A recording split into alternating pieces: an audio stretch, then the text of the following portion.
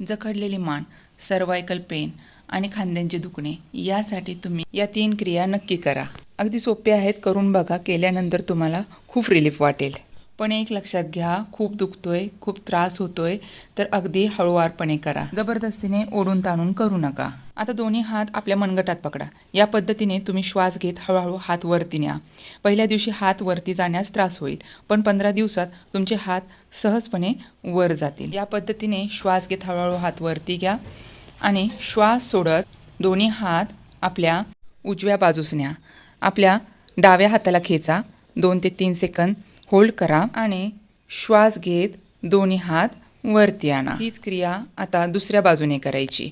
श्वास सोडत दोन्ही हात आपल्या डाव्या बाजूला आणायचेत। आपल्या उजव्या खांद्याला खेचायचं आहे। 2 ते 3 सेकंद होल्ड करा आणि श्वास भरत दोन्ही हात वरती आणा। जे ऑफिस वर्कर आहेत, ज्या गृहिणी आहेत, ज्यांना हा त्रास होतोय त्यांच्यासाठी ही क्रिया एक जादू आहे, एक वरदान आहे। दररोज दोन्ही बाजूने 5-5 वेळा नक्की करा। आता तिसरी क्रिया पाहूयात। आपला डावा कान डाव्या खांद्याला स्पर्श करायचा आहे। आपला डावा हात उजव्या कानावर ठेवायचा आहे। पूर्ण प्रेस करायचा डावीकडे आणि आपला उजवा हात क्लॉक अँटी क्लॉकवाईज या पद्धतीने गोल फिरवायचा आहे। असे दोन्हीकडून 5-5 वेळा गोल फिरवा। हीच क्रिया दुसऱ्या बाजूने करायची आहे। आपला उजवा कान उजव्या खांद्याला स्पर्श करा आणि आपल्या उजव्या हाताने डाव्या कानाला स्पर्श करा।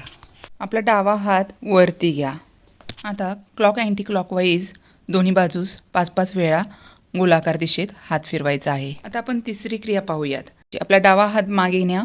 आपली हनवटी श्वास सोडत उजव्या खांद्याला स्पर्श करा। 2 ते 3 सेकंद होल्ड। श्वास घेत मध्ये। पुन्हा श्वास सोडत हनवटी खांद्याला लावायची। 2 ते 3 सेकंद थांबायचं आणि श्वास घेत मध्ये। हीच क्रिया दुसऱ्या बाजूने करायची। आपला उजवा हात पाठीवर ठेवा आणि आपली हनवटी डावीकडे वळवत आपल्या डाव्या खांद्याला श्वास सोडत स्पर्श करायची। इथे 2 ते 3 सेकंद थांबायचं। पुन्हा श्वास घेत मध्ये यायचं। पुन्हा श्वास सोडत डाव्या खांद्याला हनवटी स्पर्श। 2 ते 3 सेकंद होल्ड। श्वास घेत मध्ये। असे तुम्हाला दोन्ही बाजूस 10-10 वेळा ही क्रिया करायची आहे।